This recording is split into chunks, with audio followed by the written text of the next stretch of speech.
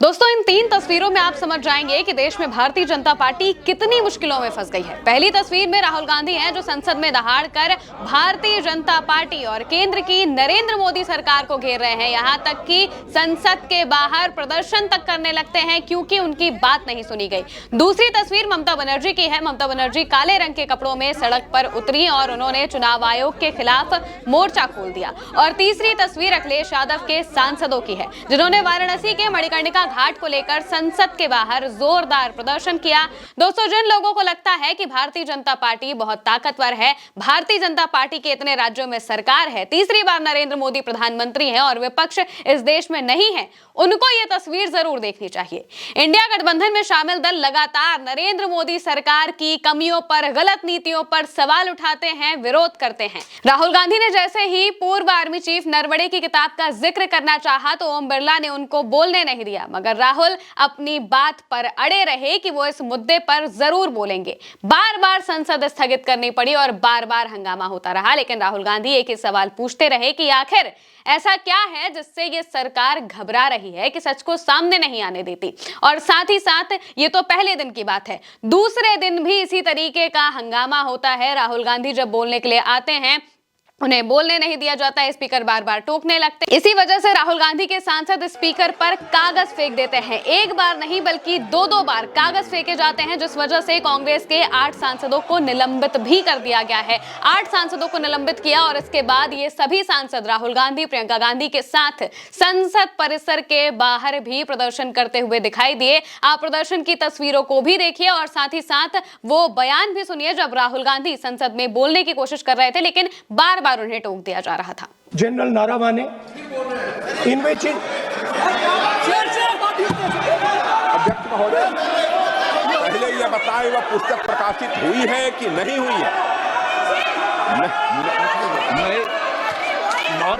नहीं हुई है तो किस पुस्तक से वह उल्लेख कर रहे हैं उसकी जानकारी सदन को दें। रक्षा मंत्री बिल्कुल नहीं हुई है। मैं पूरे कॉन्फिडेंस के साथ कहना चाहता हूं। माननीय रक्षा मंत्री जी सदन में ऑथेंटिक बात बोल रहे हैं। वो ये बोल रहे हैं कि इस पुस्तक का प्रकाशन हुआ है नहीं हुआ, उसका जवाब दे दें आप। और आप सदन के अंदर उन चीजों को मेंशन नहीं कर सकते। नो आप खुद। जब राहुल गांधी संसद में गरज रहे थे तो अमित शाह, राजनाथ सिंह, किरेन रिजिजू, निशिकांत दुबे, तेजस्वी सूर्या सब के सब खड़े हो गए और बस यही चाहते थे कि राहुल गांधी इस किताब का जिक्र ना करें। और इसी वजह से दूसरे दिन भी एक बार नहीं बल्कि दो बार संसद को स्थगित कर दिया जाता है और फिर ये पूरी की पूरी कार्रवाई रुक जाती है। लेकिन राहुल गांधी लगातार अपने भाषण से सरकार को घेर रहे थे।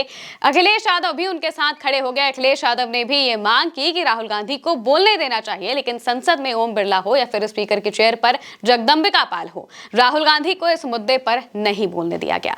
दोस्तों, दूसरी तस्वीर जो सामने आई वो ममता बनर्जी की है। ममता बनर्जी अपने तमाम सांसदों के साथ विरोध के लिए काले कपड़े पहनकर चुनाव आयोग के दफ्तर की तरफ बढ़ी और उन्होंने चुनाव आयोग को सीधे सीधे ललकारा। ममता बनर्जी ने कहा कि मैं लाखों लोगों को लाकर यहां परेड करवा सकती हूं और बता सकती हूं कि किस तरह चुनाव आयोग ने जानबूझकर नाम काटे हैं। ममता बनर्जी ने कहा कि मैंने अपने अब तक के राजनीतिक करियर में ऐसा चुनाव आयुक्त कभी नहीं देखा। ममता बनर्जी के बिल्कुल आक्रामक अंदाज को देखकर आप अंदाजा लगा सकते हैं कि ममता बनर्जी सीधे सीधे केंद्र की सरकार से टकरा रही हैं। हम 4 टर्म मिनिस्टर थे, 7 टर्म एमपी थे, लेकिन हम कभी ऐसा इलेक्शन कमीशन को नहीं देखा जिन्होंने इतना एरोगेंट है, ग्रेट लायर है। हम उनको कहा था कि आपको कुर्सी को हम रेस्पेक्ट करते हैं, because no chair is permanent for anybody, one day you have to go, but don't create this precedent and only why Bengal is being targeted. उनका बात करते हैं, उन्होंने कहते हैं उन्होंने जो किया है ठीक किया है। हमने बोला आपका कैमरामैन अनाउंस के इधर में अलाउ किया, बाहर का कैमरामैन को क्यों अलाउ नहीं किया? आपको जो मर्जी है आप डेकोरेशन करके करेगा, बाहर में बताएंगे, लेकिन बाहर का एक भी कैमरामैन को आप घुसने नहीं दिया। क्या लोकतंत्र को छुपाने के लिए? मैंने बोला आपका हाल भी धमकर का माफिक होगा। आप बीजेपी का भय से काम कर रहे हैं, आप इंक्लूजन नहीं कर रहे, आप डिलीशन कर रहे हैं। आपका पास बीजेपी का पावर है, हमारा पास जनता का पावर है, तो हम उसको बॉयकॉट करके चले हैं। हम लोगों को अपमान किया है, असम्मान किया है, ह्यूमिलिएट किया है। I have not seen this type of election commission. और दोस्तों ये तस्वीर समाजवादी पार्टी के सांसदों की है। उत्तर प्रदेश में समाजवादी पार्टी के सांसदों की संख्या सबसे ज्यादा है और सपा सबसे मजबूत पार्टी है। और इन सांसदों ने मणिकर्णिका का मुद्दा उठा दिया। मणिकर्णिका घाट पर बनारस में जिस तरह से तोड़फोड़ की जा रही है उसको लेकर उठाया। आप जानते हैं कि अहिल्याबाई होलकर की मूर्ति वहां पर तोड़फोड़ में टूटी, मगर सरकार ये कहती है कि मूर्ति नहीं टूटी, ये सब AI वीडियो है।